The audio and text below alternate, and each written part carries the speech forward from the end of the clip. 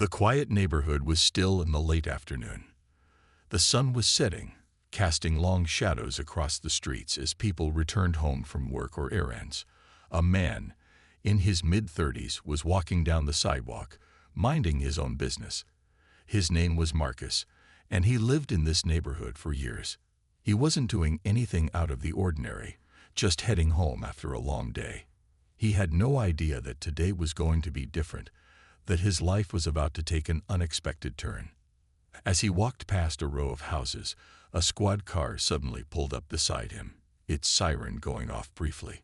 Two white police officers stepped out, their eyes locked on him as if they had been waiting for the right moment. Marcus stopped in his tracks, confused. "Can I help you, officers?" he asked, trying to remain calm, though his heart started to race. He didn't recognize the officers, and nothing about his walk seemed out of place. The officers exchanged looks before one of them stepped forward.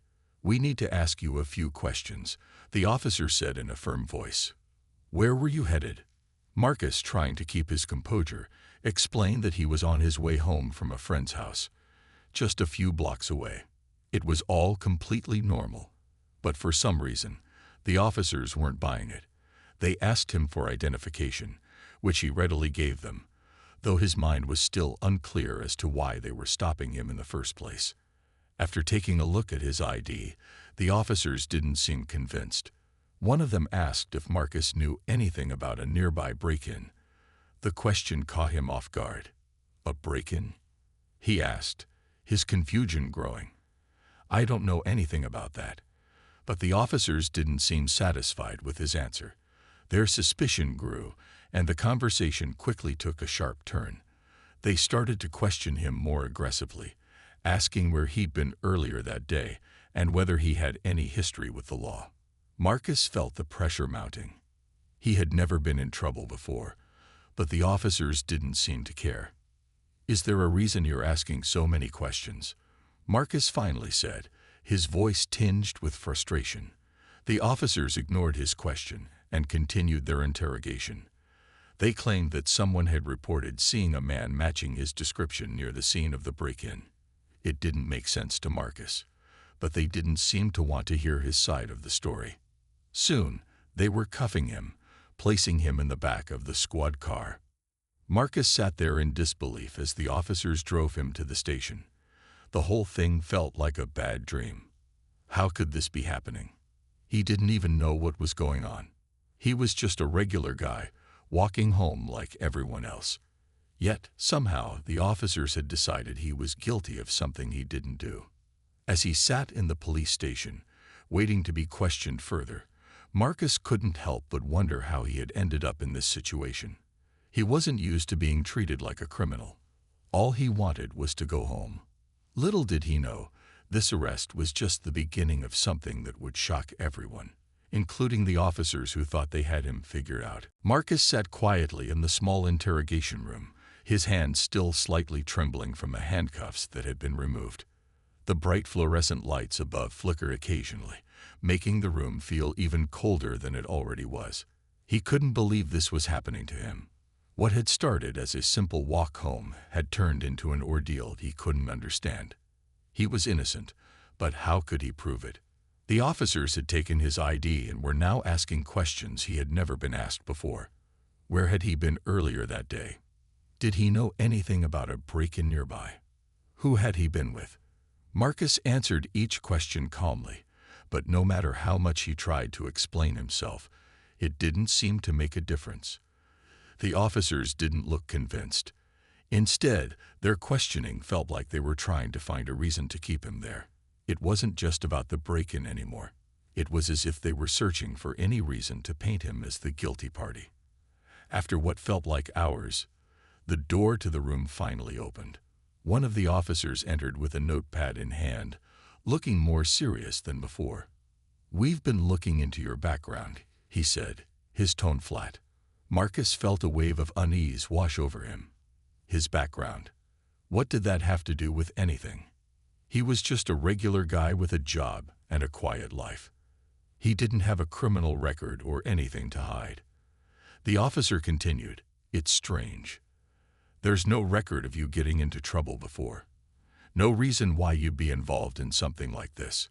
Marcus nodded, relieved that they seemed to recognize he wasn't a criminal. But at the same time, something felt off. Why had they taken him in if they didn't think he was guilty? The officer seemed to study him for a moment before scribbling something down in his notebook. "Tell us about your friends. Have you been in contact with anyone recently?" The questions were growing more personal, and Marcus felt his anxiety creep back. He had nothing to hide, but the probing felt endless. He had a few close friends, but nothing in his life could explain why he was being questioned so intensely. It was as if they were waiting for him to crack, waiting for him to slip up and say something that would give them the proof they were looking for. He explained again that he had just been walking home from a friend's house and hadn't seen anyone unusual. It wasn't much of an alibi, but it was the truth. Still, the officer didn't seem satisfied. "So, no one can vouch for where you've been?" he asked, his eyes narrowing. Marcus felt a sinking feeling in his stomach. No, he didn't have anyone to vouch for him. His friends were far away, and he didn't have an exact timeline for his walk. Hours passed as they kept him in that cold, sterile room, questioning him over and over.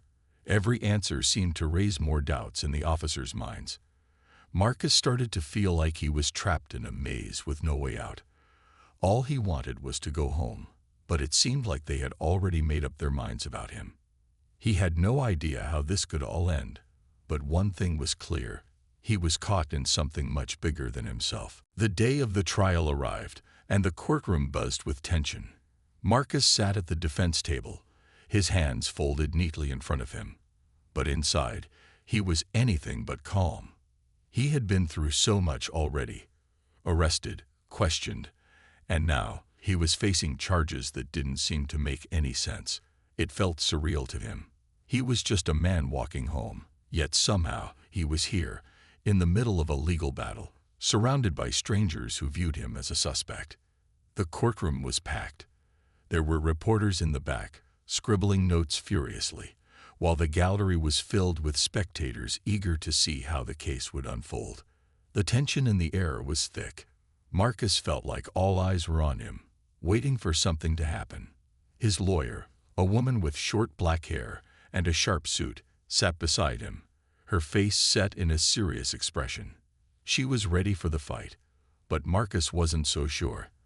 The last few days had left him shaken, and the idea of facing this trial, with everything that had happened, made his heart race. The judge entered the room, and the atmosphere grew even heavier. She was an older woman, with glasses perched on the tip of her nose, looking stern and professional. She called the court to order, and the prosecutor stood up to begin the case against Marcus. The prosecutor, a man in a crisp blue suit, began by recounting the events of Marcus's arrest, emphasizing the details of the break-in that had supposedly occurred near the neighborhood where Marcus lived. He painted a picture of a man who had been in the wrong place at the wrong time, his presence near the crime scene making him an easy suspect. As the prosecutor spoke, Marcus couldn't help but think about the arrest. How could they have gotten it so wrong? He had been walking home, minding his own business, and yet somehow he had been dragged into this mess. His lawyer, however, was quick to object to some of the statements being made. She argued that there was no real evidence tying Marcus to the crime, and that the police had acted on nothing but a vague suspicion. She pointed out that there was no physical evidence, no witnesses, and no real reason to believe Marcus was involved in any crime. It was a relief to hear his lawyer speak so confidently, but it didn't erase the nagging feeling in the pit of his stomach. He knew he was innocent, but this was all so out of his control. The prosecutor, undeterred, continued his arguments, trying to paint a picture of Marcus as a man who could be hiding something. He made it clear that the police had reason to suspect him, even though Marcus's lawyer was doing her best to push back. The tension in the room grew with each passing moment. Marcus could feel the weight of the situation pressing on him, but he knew he had to stay strong. His lawyer had done everything she could, but now it was his turn. He would have to trust that the truth would come out, that the judge and the jury would see through the confusion and understand that he was nothing more than an ordinary man who had been in the wrong place at the wrong time. As the prosecutor finished his statements, Marcus's lawyer stood up. It was time for her to defend him, and Marcus felt a spark of hope. She had done a good job so far, but the outcome of this trial was still uncertain. The room was silent, all eyes on the lawyer as she prepared to present her side of the story. The courtroom was filled with murmurs as the defense prepared to present their side of the case. Marcus sat on the edge of his seat, his palms sweating despite the cool air conditioning in the room. His lawyer, a calm and collected woman named Sarah, had been giving a solid defense so far, but Marcus knew that what happened next could make all the difference. He couldn't help but wonder who would step forward to speak on his behalf. Would anyone believe in his innocence, or would the prosecutor's narrative hold the weight in the minds of the jury? The tension was unbearable. Sarah turned toward the door, her eyes scanning the room before her gaze settled on a familiar figure. Marcus's heart skipped a beat.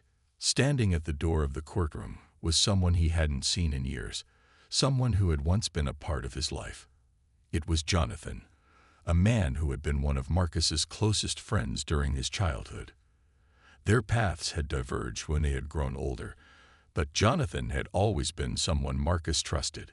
As Jonathan stepped forward and walked to the witness stand, the courtroom seemed to fall into a deep silence. Marcus was almost in shock. He never imagined that Jonathan would be the one to step in and speak for him, but there he was. His presence immediately shifted the entire atmosphere in the room. Marcus could tell that everyone was surprised to see him, including the prosecutor, who quickly glanced over at Jonathan with a raised eyebrow. Jonathan's appearance in the courtroom was more than just a personal surprise for Marcus. It was the key to unraveling the mystery that had surrounded his arrest. Jonathan had been with Marcus the night before the arrest, the night that the break-in had allegedly occurred. He was the one person who could vouch for Marcus's whereabouts, and now he was ready to testify.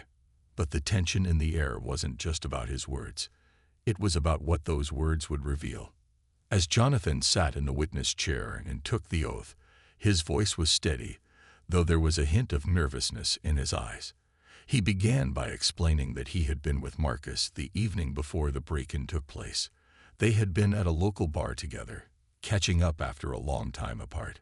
Jonathan recalled the events in detail, what they had discussed, where they had been, and how they had left the bar at closing time. His testimony was simple, yet it was exactly what Marcus needed. Jonathan confirmed that Marcus hadn't been near the scene of the break-in at all. He had an ironclad alibi, one that would put to rest the accusations against him. The prosecutor, who had been so sure of his case just hours ago, now found himself at a loss for words. His face twisted into an expression of frustration, clearly realizing that Jonathan's testimony had changed the game entirely.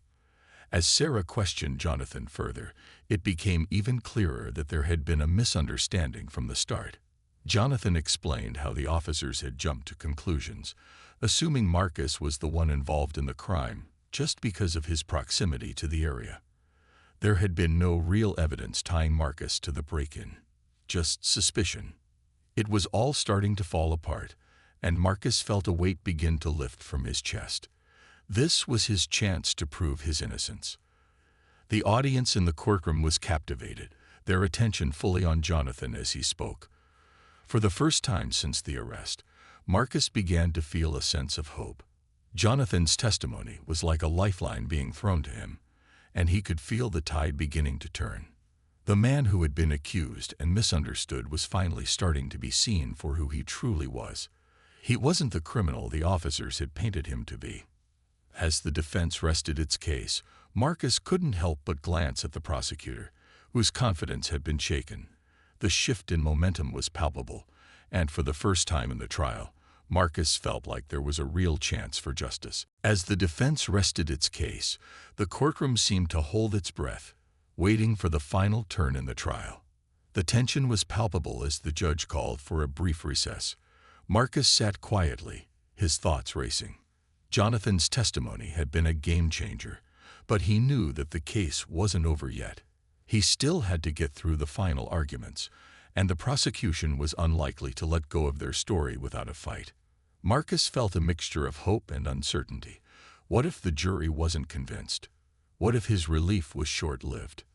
The recess gave Marcus a moment to collect his thoughts. His lawyer, Sarah, stood by his side, her face serious but supportive. She could sense his nervousness and placed a reassuring hand on his shoulder. "You did well," she said, her voice calm. "Jonathan's testimony was exactly what we needed. We're on the right track." Marcus nodded, though he still couldn't shake the feeling that the stakes were higher than ever. The courtroom reconvened, and the judge called for the final statements. The prosecutor rose first, his posture rigid as he addressed the jury. His voice was filled with determination, but there was something different about him now. He was no longer confident in his accusations. He was scrambling, trying to hold together a case that was falling apart. "We've heard from the defense, and yes, we've heard from Mr. Jonathan," the prosecutor began, his eyes narrowing slightly as he glanced at Marcus. "But let's not forget the facts. A break-in occurred. The defendant was seen near the area. He was questioned, and while we may not have had the hard evidence we wanted, the circumstances point to him." The prosecutor's argument, though, now seemed weak. Marcus could tell that the jury wasn't as convinced as before. The prosecutor was grasping at straws, trying to cling to the idea that the arrest had been justified, even though it had been based solely on suspicion. The prosecutor's voice grew louder, but his words seemed hollow compared to the truth that had been revealed. Marcus had an alibi. Jonathan had verified it. There was no reason for him to have been near the scene, and the more the prosecutor spoke, the less believable his argument became. As the prosecutor wrapped up his closing statements, Sarah stood to present the defense's final remarks. Marcus felt a wave of relief as she stepped confidently to the front. Her calm demeanor had been a source of comfort throughout the trial, and he trusted her completely. "Ladies and gentlemen of the jury," Sarah began, her voice clear and steady. "You've heard the facts. You've heard from the officers involved, and you've heard from the defense. But most importantly, you've heard from Mr. Jonathan, who has provided irrefutable proof that my client, Mr. Marcus, could not have committed the crime he is accused of. He was with his friend, miles away from the scene of the break-in. There is no evidence linking him to the crime, only suspicion." Sarah paused for a moment, letting her words sink in. The room was silent, every eye focused on her. This case is not about race. It's not about assumptions. It's about facts. And the facts show that Mr. Marcus was not involved in this break-in in any way. The evidence is clear, and I urge you to consider it carefully as you deliberate.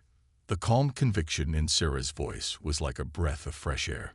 Marcus could see the jury members nodding, some of them glancing at each other in agreement. The prosecutor's arguments had lost their weight, and the truth had finally been laid bare. Marcus's heart pounded in his chest as he realized that the case was nearly over. The verdict was close, and for the first time since his arrest, he felt like there was a real chance for justice. The judge instructed the jury to begin their deliberation. Marcus held his breath as they filed out of the room, leaving him alone with his lawyer. Sarah gave him a smile, though her expression was still serious. "Now we wait," she said, "but I'm confident that you'll be going home soon." The minutes ticked by, but to Marcus, it felt like hours. His mind raced as he sat alone in the courtroom, the weight of the trial still pressing heavily on his shoulders. Sarah, his lawyer, sat beside him, offering him quiet support with a subtle nod now and then, but even she couldn't mask the tension in the room. The jury had taken their time with the deliberation, and with every passing second, Marcus grew more anxious. The uncertainty of what would come next was almost too much to bear. Outside the courtroom, the news outlets were already buzzing about the case. Reporters whispered in corners, discussing the dramatic turn of events. The unexpected appearance of Jonathan, Marcus's alibi, and the question of whether the arrest had been a mistake. As the minutes dragged on, Marcus couldn't help but wonder what people were saying about him. Was he a symbol of injustice, or just another person caught up in a broken system? He thought back to the arrest, the confusion, the questioning, and the disbelief he had felt as the officers had handcuffed him and taken him away. He had never imagined his life would take such a turn. His world had been turned upside down, and the realization of how easily things could spiral out of control still lingered in his mind. No one could have known how much he'd been impacted by the whole ordeal. Finally, the doors to the courtroom opened. The jury was back. Marcus's heart skipped a beat as they filed into the room, their faces unreadable. The judge asked them to take their seats, and as the jury members sat down, the room fell silent once again. Every eye was on the foreman, who stood to give the verdict. Marcus held his breath, his palms clammy, as he tried to prepare himself for whatever came next. "We, the jury, find the defendant, Marcus Wright, not guilty," the foreman said, his voice steady but clear. The words hung in the air for a moment, and then the realization hit Marcus. He had been cleared. His heart surged with relief as he let out the breath he didn't even know he had been holding. The weight that had been pressing on him for days, weeks, even months, seemed to lift all at once. The judge banged the gavel, officially declaring the trial over, and the courtroom erupted in a mix of murmurs and quiet relief. Marcus felt like he was floating. He was free. He had been vindicated. The injustice that had been done to him was finally undone. And though the road had been long and difficult, it was over. For now, at least. He caught Sarah's eye as she gave him a brief but heartfelt smile, her way of showing that her confidence in the case had been well placed. Marcus couldn't help but look over at the prosecutor, who was standing at his desk, clearly defeated. His once confident demeanor had crumbled, and his eyes were focused downward, as if he couldn't bear to meet anyone's gaze. The case he had worked so hard to build had fallen apart. It was a bitter reminder of how easily someone could be wrongfully accused, based on assumptions and stereotypes. As Marcus walked out of the courtroom, his legs felt weak, but his heart was light. He couldn't believe it was over. Outside, the sky seemed brighter, the air fresher. For the first time in days, he allowed himself to breathe deeply. He had his freedom back, and now he could finally return to his life, leaving behind the nightmare that had seemed to consume him. But even as he stepped outside, a part of him knew that this case wasn't just about him. It was about the larger issues that had led to this moment. The assumptions, the racial profiling, and the quickness with which people could be judged. Though he had won his personal battle, he knew that the fight for true justice was far from over. Marcus had his freedom, but he was determined to carry with him the lessons he had learned along the way. The days after the trial felt surreal for Marcus. He had been free for a while now, but it wasn't as simple as just walking away. There were still lingering thoughts in his mind, questions, doubts, and an overwhelming sense of disbelief that the whole ordeal had actually happened. His life, which once seemed ordinary and predictable, had been shaken to its core by a single wrong turn. Yet he couldn't help but feel a strange mixture of relief and confusion. He had won, but what did that really mean? Though he had been acquitted, the experience left a lasting mark on him. The fear of being judged unfairly, of being caught in a system that didn't seem to care about the truth, was something he couldn't easily shake off. People were quick to congratulate him for his victory in the courtroom, but none of them truly understood how it felt to be in his shoes, to be wrongfully accused. The whole process had left him feeling exposed, vulnerable. How many others had gone through something similar, with no one to speak up for them, no Jonathan to come to their aid?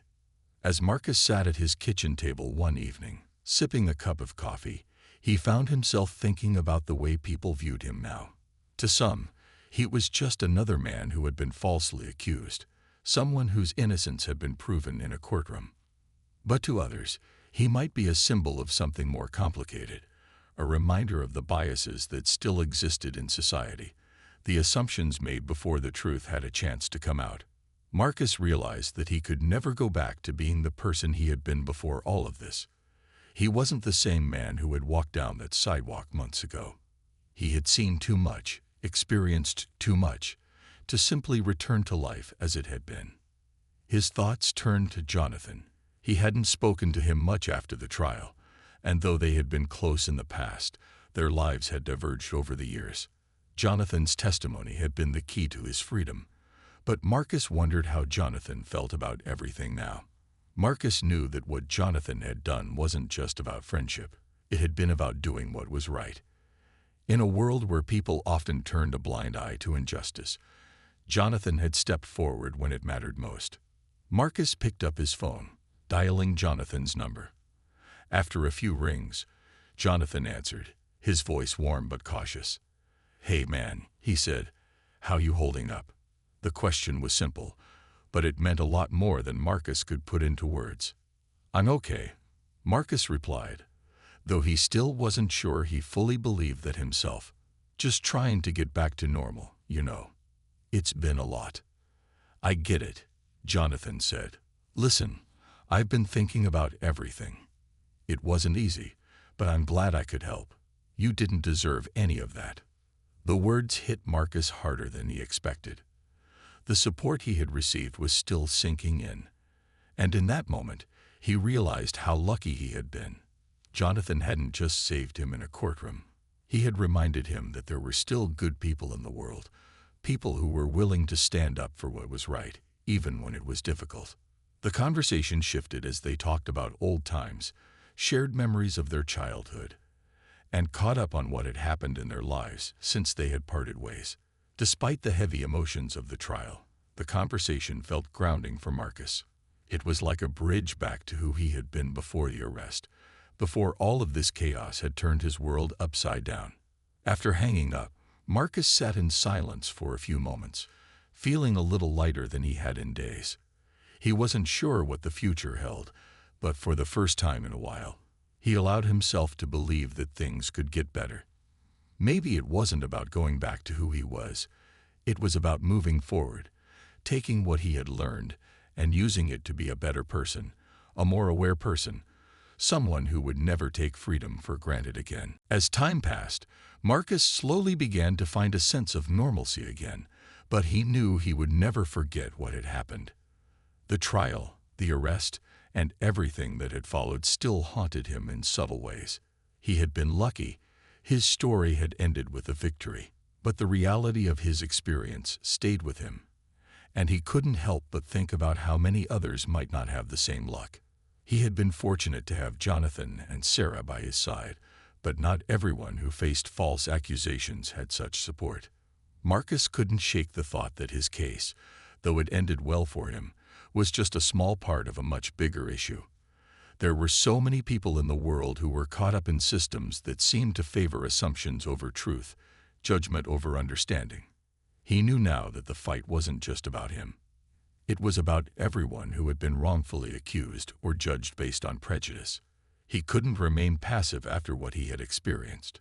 His heart had changed, and he felt a calling to do something more with the awareness he had gained.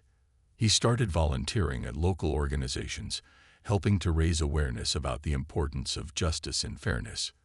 He spoke to students about his experience, hoping to inspire them to think critically about the world around them and challenge unfair systems. It wasn't always easy. Sometimes people were skeptical, or they didn't understand why he was so passionate about the subject. But Marcus kept going, determined to make a difference, however small. Every conversation, every person he reached out to, made him feel like he was doing something worthwhile. But Marcus didn't stop there. He became involved in a campaign to reform police practices in his community. It was a slow and difficult process, full of setbacks and challenges. But Marcus didn't give up. He knew that change couldn't happen overnight, but he was willing to push for it. After everything he had been through, he realized that his fight for justice wasn't over. It had just begun.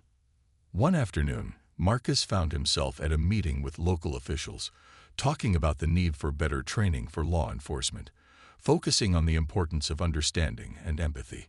He spoke about his own experience, about how one mistake, one wrong assumption, had nearly destroyed his life. As he stood there, speaking about his journey, he realized how much he had grown since the trial. He wasn't just a man who had been wrongly accused. He was someone who had learned from his pain, someone who could use his voice to help others. The road ahead was still uncertain, but Marcus felt a renewed sense of purpose. He had gained something valuable through his ordeal: perspective. He understood that the world wasn't perfect, but he could be a part of the change. He no longer viewed himself as a victim of circumstance. He saw himself as an advocate, someone who could stand up for what was right and help others do the same. He wasn't sure where this journey would take him, but for the first time in a long time, Marcus felt ready to walk it, with the knowledge that he was stronger and more determined than ever.